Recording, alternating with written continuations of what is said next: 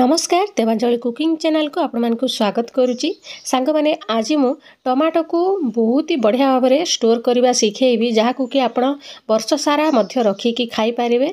सेमिति रे तो मझे मझे टमाटो बहुत ही रेट होता है, तो आम एभलिया भाव में रखा टमाटो को स्टोर करके एबे तो बहुत कम दाम हो जाइए। आपण एभलिया सुखेकी टमाटो को रखंतु, देखिए वर्ष सारा आपण को ये काम दब। मझे मझे आपण को दरकार हेले आपण टिके पानी गरम करके यार गोटे दुईटा पांपड़ भिजेकी रखीदे आपणकर तरकारी रे पड़ी पार आ पूरा फ्रेश टमाटो भलिया ही लगे। चलतु ताहले स्टार्ट करवा। देखंतु आपण निज परिमाण अनुसार कम बेसी टमाटो करें, ताकू एमती मझे मझे रे फाड़ करके काटिदेवे। आउ एमती गोटे जाली रे रखीदेवे जहाँद्वारा कि पानीटा तार जेते बाहर आवश्यक अच्छे से बाहरी जीव, नहेले बहुत ही पानिया हो आ बहुत समय लगे या सुखेवाई। एबे आमे कढ़ई को गरम करके देदेबा टमाटो को। आपण निज परिमाण अनुसार कम बेसी करें, बहुत टमाटो को मध्य करें, गोटे बड़ जगह नहीं कि किसी असुविधा नहीं। एबे टमाटो को किसी समय भाजी नबा, बिना तेल बिना लुण रे आमे याकू भाजीबा। किसी समय भाजी सारला परे एबे आमे याकू घोड़े घोड़े की सिझेबा, जे पर्यंत कि पूरा टमाटोटा पूरा पेस्ट हो न जाइए से पर्यंत आमे टमाटो को सिझेबा। मझे मझे काढ़ी की देखुथिबा। सांग माने एभलिया भाव में रखंतु। डबारे देखिए आपण को पूरा फ्रेश टमाटो भलिया ही टमाटो सब बेले मिल पारिबो।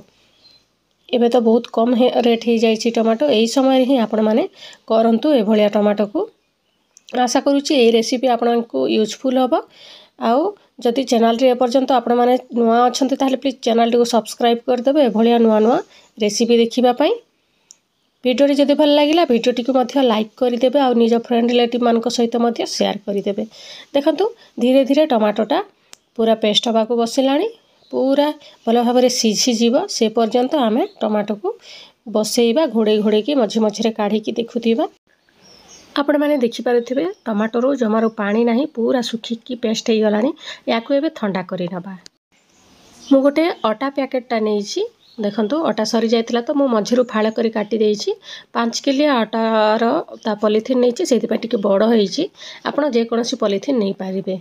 देखंतु टमाटोटा पूरा ठंडा हो गलानी।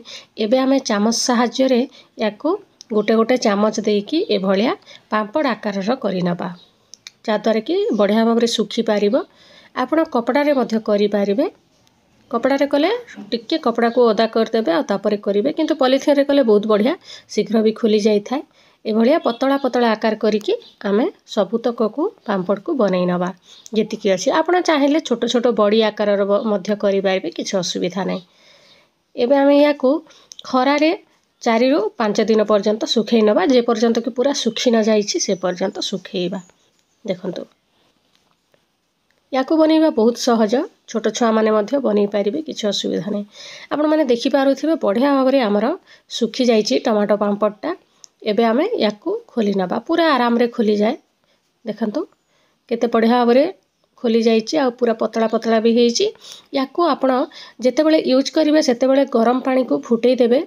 फुटी थिबा पानी उपरे याकू गोटे दुईटा देकी आपण जदि तरकारी पई करूथिबे ताहले दुईटा पकेकी याकू टिके समय बतुरई देबे 5-10 मिनिट। तापरे हाथ रे चकटी देले पूरा टमाटो प्यूरी भलिया हेइ जिवो। आउ आपण तरकारी पत्र रे पकेकी खाई पारिबे। देखिले ना सांग माने केते सहज रे आमे टमाटो को स्टोर करके रखि पारुछु। निहाती आपण थरे ट्राई करंतु, देखिबे आपण को यूजफुल हबो। आशा करूची एई वीडियो आपण मानकू पसंद आसीथिबो। देखा हबो नेक्स्ट वीडियो रे आ गोटे नुआ रेसिपी सहित। Thank you for watching.